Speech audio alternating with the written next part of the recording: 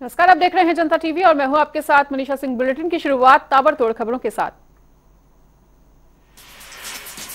फर्रुखाबाद में Valentine day पर हिंदू महासभा ने किया विरोध प्रदर्शन का ऐलान। रेस्टोरेंट और कैफे पर हिंदू महासभा करेगी छापेमारी। हिंदू महासभा के युवा प्रदेश अध्यक्ष ने मीडिया से बात करते हुए किया ऐलान। ग्लोबल इन्वेस्टर समिट के बाद प्रयागराज में लगी निवेश की पहली इकाई। निवेश महाकुंभ के समापन के साथ ही कुंभ नगरी में निवेश से इकाइयों के निर्माण का सिलसिला शुरू। प्रयागराज के औद्योगिक क्षेत्र में इंडस्ट्री का लगना शुरू। इटावा बरतना में प्रदेश स्तरीय 2 दिवसीय वॉलीबॉल प्रतियोगिता का आयोजन। मिडिल स्कूल प्रांगण में आयोजित हुई प्रतियोगिता। फाइनल में बरतना ने मारी बाजी। मैनपुरी के खिलाड़ियों ने लिया हिस्सा। आगरा के एक ज्वेलरी शोरूम में हुई चोरी। पति पत्नी बनकर चोरी करने पहुंचे थे शातिर चोर। ज्वेलर ने पुलिस से की शिकायत। हरि पर्वत थाना क्षेत्र का पूरा मामला। सहारनपुर में लुटेरे हुए गिरफ्तार। लूट और चोरी की घटनाओं को अंजाम देने वाले 2 युवकों को पुलिस ने लिया हिरासत में। 3 जगह चोरी और लूट की घटनाओं को दिया था अंजाम। बस्ती के लालगंज में रिश्वतखोर दरोगा पर गिरी गाज। मामले को रफा दफा करने के लिए दरोगा ने महिला से मांगी थी रिश्वत। पीड़िता ने उच्चाधिकारियों से लगाई न्याय की गुहार। हरदोई में चोरों की आहट पर की गई फायरिंग में एक युवक की गोली लगने से हुई मौत। गांव में चोर आने की सूचना पर हुई थी फायरिंग। सूचना पर मौके पर पहुंचे एसपी समेत अन्य अधिकारी। भदोई के गोपीगंज में बाइक के धक्के से साइकिल मिस्त्री की हुई मौत। परिजनों में मचा कोहराम। एटा में दबंगों ने नहीं चढ़ने दी बारात। दुल्हा सहित बारातियों के साथ दबंगों ने की मारपीट। सोशल मीडिया पर दूल्हे और बारात के साथ मारपीट का वीडियो जमकर हो रहा है वायरल। रायबरेली में किशोर की कुल्हाड़ी से काटकर हुई निर्मम हत्या से इलाके में मचा हड़कंप। मौके पर पहुंची पुलिस और फॉरेंसिक टीम जांच पड़ताल में जुटी। सुल्तानपुर में शराबियों ने जमकर मचाया आतंक। गबड़िया पुलिस चौकी के सामने ही खड़े होकर शराब पी रहे थे शराबी। शराब पीने से मना कर रहे घर के लोगों पर शराबियों ने किया जानलेवा हमला। लखीमपुर खीरी में युवक पर धारदार हथियार से हमला। युवक गंभीर रूप से हुआ घायल। 2 युवकों के आपसी विवाद में युवक ने दूसरे पर किया हमला। बाराबंकी पुलिस ने शातिर चोर किए गिरफ्तार। 2 सगे भाई अपने मामा के साथ मिलकर करते थे चोरियां। चोरी करने से पहले दोनों सगे भाई पहले घरों की करते थे रेकी। पुलिस ने तीनों आरोपियों को भेजा जेल। हरदोई में तिलक समारोह में हर्ष फायरिंग में युवक की गोली लगने से घायल युवक को जिला अस्पताल में कराया गया भर्ती। पुलिस ने मुकदमा दर्ज कर शुरू की कार्रवाई। युवक की हालत गंभीर। जालौर में वर्दी के नशे में चूर। खाकीदारी ने युवक के साथ की बदसलूकी और मारपीट। डीएम ऑफिस अपने निजी काम के लिए आया था युवक।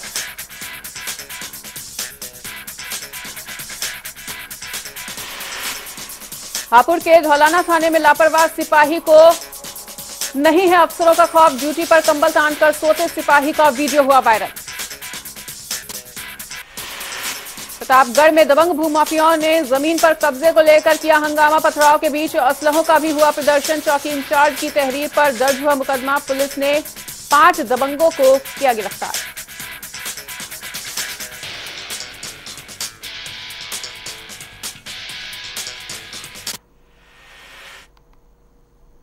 और इस बीच आपको बता दें इस वक्त की बड़ी जानकारी आ रही है सामने। बड़ी खबर आपको बता दें,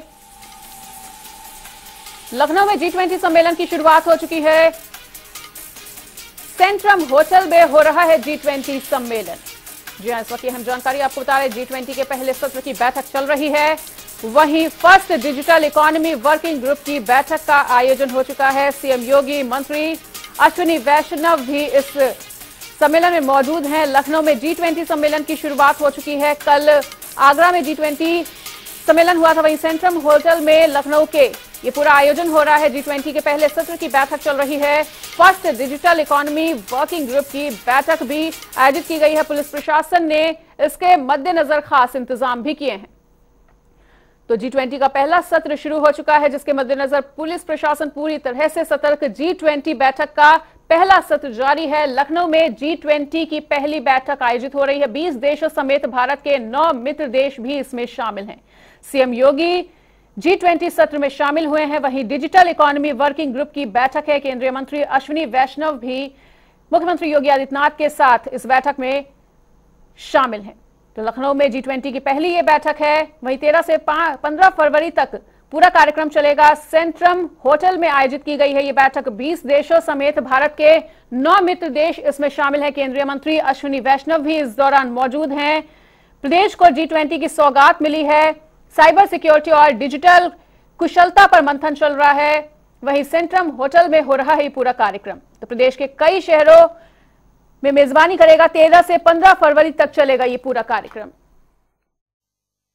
आज भारत ने जो प्रगति की है इस दिशा में, वो वास्तव में एक नई अर्थव्यवस्था के रूप में दुनिया के लिए एक नया मार्गदर्शन हो सकता है। खासतौर पर G20 के लिए जो थीम निर्धारित किया गया है वह भारत की प्राचीन थीम है, जो वास्तव में वसुधैव कुटुंबकम के साथ हम सबको जोड़ता है। One earth, one family, one future. ये वास्तव में भारत का वो प्राचीन श्लोक है जो भारत की दुनिया के बारे में उस सोच को प्रदर्शित करता है, जिसमें हमने जो कुछ भी हमारे पास था या भारत के पास है उसको हम लोगों ने कहीं भी किसी राग द्वेष के या किसी भी अन्य अहंकार के कभी ये नहीं कहा कि ये मेरा है तो इस पे मेरा ही एकाधिकार है। हमने कभी इस बात को नहीं सोचा। भारतीय मनीषा ने तो एक ही बात कही थी, अयम निज परोवेति गणना लघु चेतसाम उदार चरितानाम तो वसुधैव कुटुंबकम। और वसुधैव कुटुंबकम के इस भाव को, जिसमें one earth, one family, one future की भावना निहित है, जो आज जो G20 के इस थीम के साथ आज डिजिटल इकोनॉमी वर्किंग ग्रुप की इस बैठक के साथ हम उत्तर प्रदेश की राजधानी में यहां पर एकत्र बैठे हुए हैं। निश्चित ही डिजिटल इकोनॉमी वसुधैव कुटुंबकम के इस भाव के साथ पूरी दुनिया को एक परिवार के रूप में आगे बढ़ाने में मदद कर सकती है, उनके जीवन में और मानवता के जीवन में व्यापक कल्याण का भाव लेकर के आगे बढ़ सकती है। मुझे पूरा विश्वास है कि G20 वर्किंग ग्रुप की यह बैठक उत्तर प्रदेश की राजधानी लखनऊ में आप सभी आए हैं, कुछ नए मुद्दों को लेकर के आगे बढ़ेगी और मानवता के कल्याण के मार्ग को प्रशस्त करते हुए आप सभी एक नई दिशा देने का कार्य करेंगे।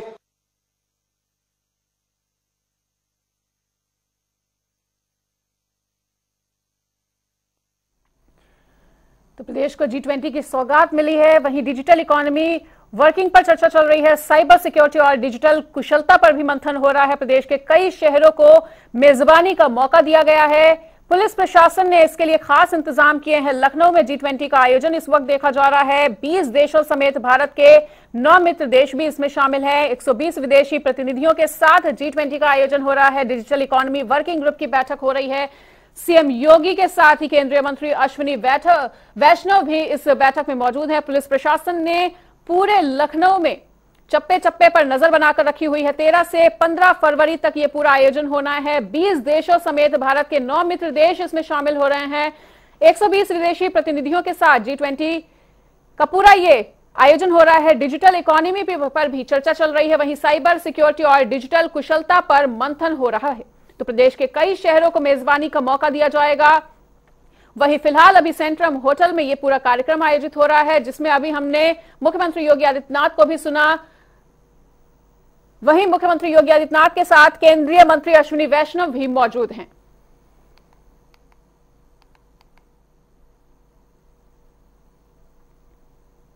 लखनऊ में G20 समिट की 3 दिवसीय बैठक 13 से 15 फरवरी तक चलेगी, जिसके पहले सत्र का आयोजन सेंट्रम होटल में किया जा रहा है। इसमें मुख्यमंत्री योगी आदित्यनाथ समेत केंद्रीय मंत्री अश्विनी वैष्णव भी मौजूद हैं। और आज की बैठक के पहले सत्र में first digital economy working group की बैठक 120 विदेशी प्रतिनिधियों के साथ जारी है। इस दौरान केंद्रीय मंत्री अश्विनी वैष्णव ने इसकी सराहना करते हुए कहा है कि भारत G20 की अध्यक्षता कर रहा है और आज उत्तर प्रदेश की राजधानी मेजबानी कर रहा है। ये प्रधानमंत्री नरेंद्र मोदी की सोच का नतीजा है और पहले आयोजन सिर्फ दिल्ली में होता था, अब देश के तमाम प्रदेशों से विदेश को रूबरू करवाना हमारे लिए गौरव की बात है।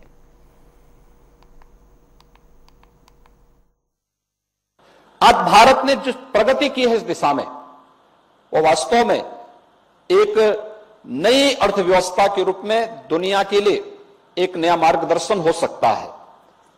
खासतौर पर G20 के लिए जो थीम निर्धारित किया गया है वह भारत की प्राचीन थीम है, जो वास्तव में वसुधैव कुटुंबकम के साथ हम सबको जोड़ता है। One earth, one family, one future. ये वास्तव में भारत का वो प्राचीन श्लोक है जो भारत की दुनिया के बारे में उस सोच को प्रदर्शित करता है, जिसमें हमने जो कुछ भी हमारे पास था या भारत के पास है उसको हम लोगों ने कहीं भी किसी राग द्वेष के या किसी भी अन्य अहंकार के कभी ये नहीं कहा कि ये मेरा है तो इस पे मेरा ही एकाधिकार है। हमने कभी इस बात को नहीं सोचा। भारतीय मनीषा ने तो एक ही बात कही थी, अयम निज परोवेति गणना लघु चेतसाम उदार चरिता नाम, तो वसुधैव कुटुंबकम।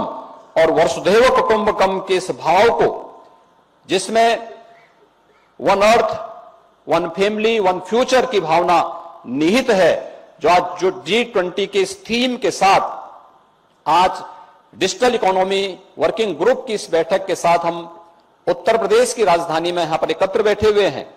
निश्चित ही डिजिटल इकोनॉमी वसुधैव कुटुंबकम के इस भाव के साथ पूरी दुनिया को एक परिवार के रूप में आगे बढ़ाने में मदद कर सकती है, उनके जीवन में और मानवता के जीवन में व्यापक कल्याण का भाव लेकर के आगे बढ़ सकती है। मुझे पूरा विश्वास है कि G20 वर्किंग ग्रुप की यह बैठक उत्तर प्रदेश की राजधानी लखनऊ में आप सभी आए हैं, कुछ नए मुद्दों को लेकर के आगे बढ़ेगी और मानवता के कल्याण के मार्ग को प्रशस्त करते हुए आप सभी एक नई दिशा देने का कार्य कर।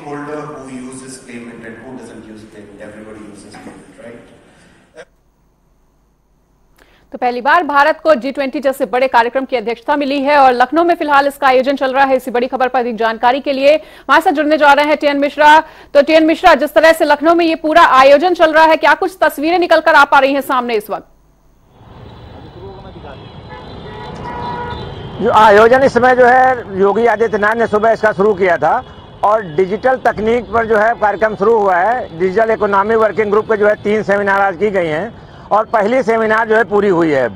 तो डिजिटल पब्लिक इंफ्रास्ट्रक्चर पर पहली सेमिनार थी और दूसरी सेमिनार अब साइबर सिक्योरिटी पे होगी और शाम को डिजिटल स्किल पर जो है सेमिनार की जाएगी। $11 ट्रिलियन जो है जो डिजिटल इकोनॉमी है उसको 2025 तक $23 ट्रिलियन लाना है। इस पर जो है सभी देशों के लोग जो है चर्चा कर रहे हैं। सीएम योगी आदित्यनाथ ने बताया उन्हें कि डिजिटल इकोनॉमी में इंडिया का बहुत योगदान है। 2.60 करोड़ किसानों को पीएम किसान निधि डिजिटल इकोनॉमी के थ्रू ही दी जा रही है और लखनऊ में जो है यूपी गवर्नमेंट इसका सबसे ज़्यादा आगे अग्रणी काम कर रही है। इलेक्ट्रॉनिक और सूचना प्रौद्योगिकी मंत्री अश्विनी वैष्णव ने अब पहले सेमिनार में बताया कि भारत जो है डिजिटल इकोनॉमी में सबसे आगे रहेगा और कोरोना पीरियड में भी भारत ने जो डिजिटल सिस्टम के तरह लोगों को भुगतान किया और तमाम तरह की मदद की। जहां तक लखनऊ में सेमिनार की बात है तो लखनऊ में जो तैयारियां की गई हैं वो अद्भुत हैं। पूरा शहर जो है सजाया गया है और इसके साथ ही आगरा, बनारस और जो नोएडा, जहां 3-4 जगह पे चलेगी सेमिनार, वहां पर भी जो है ऐसी तैयारियां की गई हैं। पूरे रूप से देखा जाए तो इस G20 को लेकर के सरकार पूरी तरह चाक चौबंद होने के साथ ही और विदेशी मेहमानों को हर तरह से जो है सुविधाएं उपलब्ध करा रही है।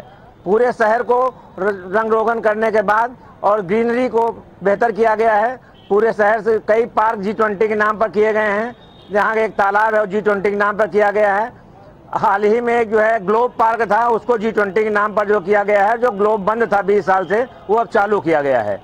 एयरपोर्ट से जब विदेशी मेहमान आए हैं तो उनका वहीं पर साल का स्वागत किया गया और उनको जो है लोकल जो है कलाकारों ने उनका जो है इस्तकबाल किया और उसके बाद उनको लखनऊ की जो है नजाकत और नफासत का एहसास कराया गया। जी बिल्कुल, इस तमाम जानकारी के लिए आपका बहुत बहुत शुक्रिया। तो पहली बार भारत को G20 जैसे बड़े कार्यक्रम की अध्यक्षता मिली है। ऐसे में प्रदेश को G20 की सौगात मिलती हुई 20 देशों समेत भारत के 9 मित्र देश लखनऊ में आयोजित होने वाले G20 के सम्मेलन में शामिल हुए हैं। पुलिस प्रशासन ने इसके लिए खास इंतजाम किए हैं। कानून व्यवस्था पूरी तरह से दुरुस्त नजर आ रही है। लखनऊ में G20 की ये पहली बैठक है जिसका आयोजन सेंट्रम होटल में किया जा रहा है। वहीं सीएम योगी को भी अभी हमने सुना, जिनके साथ ही केंद्रीय मंत्री अश्विनी वैष्णव भी मौजूद हैं। तो जैसा कि अभी हमने आपको बताया कि पहली बार है जब भारत को G20 जैसे बड़े कार्यक्रम की अध्यक्षता मिली है। वहीं देश में G20 की पहली 2 दिवसीय बैठक आगरा में संपन्न हुई कल। इस कार्यक्रम के दौरान 80 सदस्यों का प्रतिनिधिमंडल 10 तारीख की शाम आगरा पहुंचा और इस दौरान 2 दिन तक अलग अलग सत्रों में बैठकें की गई। G20 देशों के प्रतिनिधियों के स्वागत सत्कार के लिए अविस्मरणीय सांस्कृतिक कार्यक्रमों का आयोजन किया गया, जिसके साथ ही आज खेरिया एयरपोर्ट पर रंगारंग एवं सांस्कृतिक कार्यक्रम भी आयोजित होते हुए नजर आए और रिटर्न विदाई भी दी गई। इस दौरान विदा लेते हुए प्रतिनिधियों ने कहा कि आगरा ने बहुत ही सम्मान और प्यार दिया है जो हमेशा याद रहेगा। It was such a pleasure to be here, and I would like to thank you so much for the Indian government, the government of Uttar Pradesh, the organizers of G20 Empower for this wonderful meeting, for the warm welcome, and I hope all these discussions can trickle down to the village, can bring real change and real empowerment to all the women in India. What I want to say about Agra. Agra is so beautiful. It was my first time in Agra. So I got to see the Taj, I got to see the Red Fort, and the people in Agra. You are always smiling, always welcoming, always trying to help. So I was delighted, and I hope to come back really soon. Thank you, Agra. It's been a marvelous experience here. The city looks so extremely pretty. The flowers, the hospitality of all you people, the police, the security services. We've been really heartfelt by your welcome. We had very good discussions. We need to do a lot of work, but we're all doing our best to make the G20 India year a great, a grand success for India and for the world. Thank you so much. तो प्रदेश में शिव प्रताप शुक्ला को नए राज्यपाल के तौर पर नियुक्त किया गया है और रविवार को देश के 13 राज्यपालों को बदलने के साथ ही हिमाचल के राज्यपाल को भी बदला गया है। उत्तर प्रदेश के रहने वाले और वर्तमान राज्यसभा शिव प्रताप शुक्ला हिमाचल के 29वें राज्यपाल बने हैं। वहीं राज्यपाल बनने के बाद शिव प्रताप शुक्ला गोरखपुर पहुंचे, जहां उन्होंने गोरक्षनाथ मंदिर में बाबा गोरखनाथ का आशीर्वाद लिया। साथ ही उन्होंने गोरक्षपीठ सभी के लिए आराध्य है ऐसा भी कहा और वो ये भी कहते हुए नजर आए कि पार्टी ने जो भी दायित्व दिया है उनका अभी तक पूरी निष्ठा से पालन हुआ है और इस जिम्मेदारी को देने के लिए बहुत बहुत धन्यवाद। संविधान के अनुसार सभी कार्य ईमानदारी से करूंगा। बाबा का दर्शन तो हम लोग हमेशा करते रहे हैं और यह कोई राजनीतिक विषय नहीं है। दर्शन तो मैं यह मान करके चलता हूं कि हम लोगों के श्रद्धा के वशीभूत होकर के होता है। श्रद्धा से आकर के यहाँ दर्शन करते हैं और उसी क्रम में मैं आज आया हूँ। तो मैं भगवान गोरक्षनाथ से यही प्रार्थना करूँगा, निवेदन करूँगा कि जो भी मेरी राजनैतिक यात्रा है उस राजनैतिक यात्रा को बड़े उज्जवल तरीके से मुझे चलाने में हमको अपना आशीर्वाद दें, अपनी कृपा करें। इस नाते मैं दर्शन करने आया हूँ। इन्वेस्टर समिट में 32 लाख करोड़ का निवेश होने जा रहा है, इस पे क्या कुछ करना चाहिए? नहीं, इसके लिए प्रधानमंत्री जी भी आए थे, माननीय मुख्यमंत्री जी भी ये किए हैं और सभी लोग मिलकर के कर रहे हैं। उत्तर प्रदेश के मुख्यमंत्री योगी आदित्यनाथ जी के नेतृत्व में तो वैसे भी यूपी बढ़ता ही चला जा रहा है। तो मैं समझता हूं कि ये सब इन्वेस्ट अगर हो जाएगा तो उत्तर प्रदेश संपूर्ण भारत में चमकता हुआ नजर आएगा। और G20 सम्मेलन भी आज से लखनऊ में प्रारंभ हो रहा है, क्या कुछ करना चाहिए? अब देखिए G20 का कई जगहों पर है, लखनऊ में भी है, अन्य जगहों पर है। यह भारत की सबसे बड़ी उपलब्धि है और वो मैं मान करके चलता हूँ कि आदरणीय प्रधानमंत्री श्री नरेंद्र मोदी जी के नाते ही यहाँ आई है, जिसकी अध्यक्षता भारत कर रहा है। यह बहुत बड़ी उपलब्धि है कि भारत अध्यक्षता कर रहा है। तो भारत के विभिन्न स्थानों पर जो है G20 का ये चल रहा है, मैं समझता हूँ कि भारतवासियों के लिए गौरव का। रुक करेंगे अगली खबर का। उत्तराखंड के पुष्कर सिंह धामी ने पौड़ी के रावत गांव में रात्रि विश्राम करने के बाद सुबह सुबह गांव का भ्रमण किया और इस मौके पर मुख्यमंत्री ग्राम वासियों से मुलाकात कर उनका हालचाल जानते हुए बात करते हुए नजर आए और गांव के विकास से संबंधित लोगों की राय भी ली। गांव में मौजूद पूर्व सैनिकों ने अपने अनुभवों को मुख्यमंत्री के साथ साझा किया। इस दौरान मुख्यमंत्री पुष्कर सिंह धामी ने कहा कि गांव में ही हमारे राज्य की आत्मा बसी हुई है। ग्राम सभाओं के विकास से ही देश का विकास संभव है। हमारे गांव पुरातन संस्कृति की धरोहर है और इन्हें जीवित रखना हमारा कर्तव्य है। इसके बाद सीएम धामी ने गांव में पौधारोपण भी किया।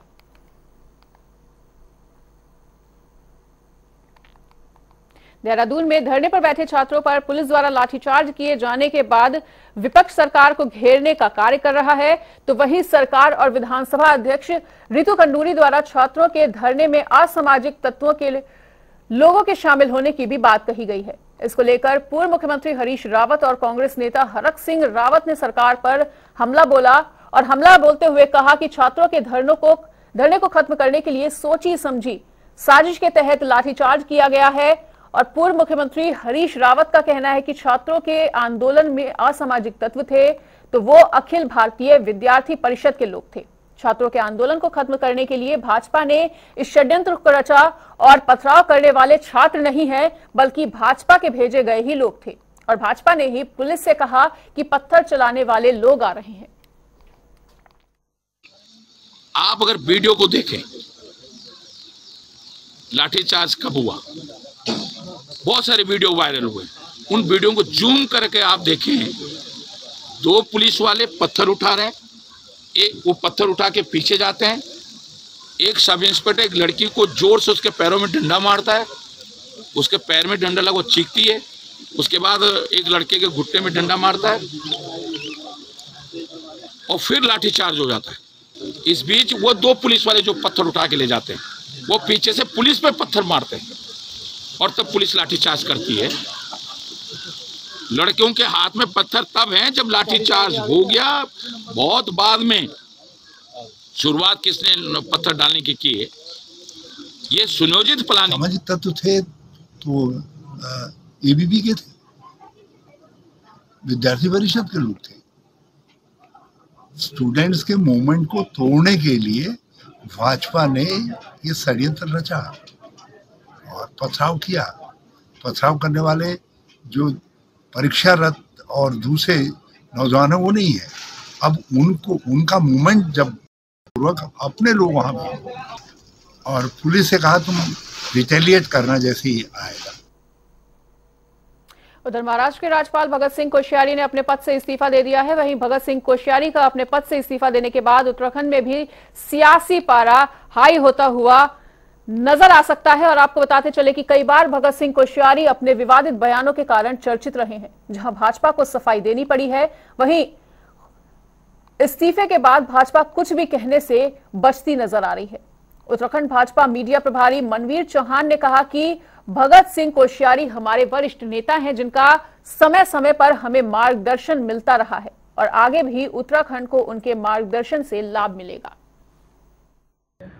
आदरणीय भगत सिंह कोश्यारी जी हमारे भारतीय जनता पार्टी के और उत्तराखंड के बहुत ही सम्मानित और वरिष्ठ नेता हैं और उनका हमेशा से उत्तराखंड और उत्तराखंड की जनता को आशीर्वाद मिलता रहा है और भविष्य में भी, क्योंकि उत्तराखंड वो स्वेच्छा से उन्होंने राज्यपाल पद से इस्तीफा देकर उन्होंने इच्छा जताई है।